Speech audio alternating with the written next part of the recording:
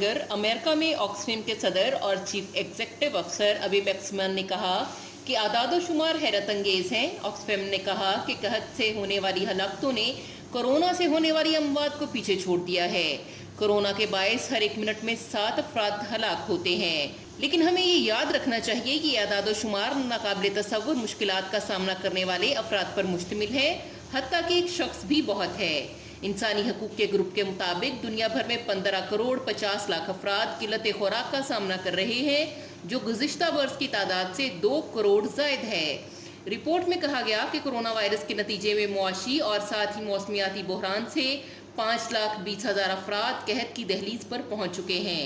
انہوں نے کہا کہ وبا کا مقابلہ کرنے کے بجائے فریقین آپس میں لڑ رہے ہیں، جبکہ موسمیاتی اور معاشی صورتحال کے باعث وہ پہلے مشکلات کا شکار ہیں۔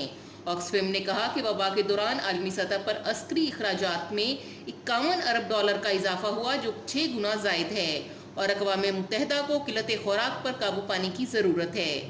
تنظیم نے حکومتوں پر زور دیا کہ وہ تنازعات ختم کریں، جس کے باعث تباہ کن قلت خوراک کا باعث بن رہے ہیں، تاکہ تنازعات کا شکار زون میں ریلیف ایجنسیاں اپنا کام کر سکیں اور ضرورت مند تک رسائی حاصل کر سکیں۔ انہوں نے مطالبہ کیا کہ ڈونرز ممالک خوراک کی کمی کو دور کرنے کے لیے اقوام متحدہ کے اقدامات کی ہر ممکن مدد کریں۔ رپورٹ میں کہا گیا کہ گلوبل وارمنگ اور کورونا سے معاشی بحران کی وجہ سے دنیا بھر میں اشیاء ضروریہ کی قیمتوں میں 40% اضافہ ہوا ہے۔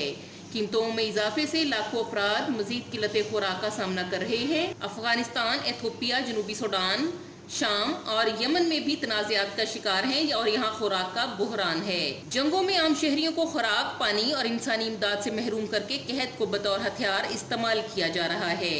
بیکسمن نے کہا کہ جب مارکیٹوں پر بم برسائے جائیں اور فصلیں اور مویشی تباہ کر دیے جائیں تو لوگ محفوظ نہیں رہ سکتے اور خوراک بھی تلاش نہیں کر سکتے۔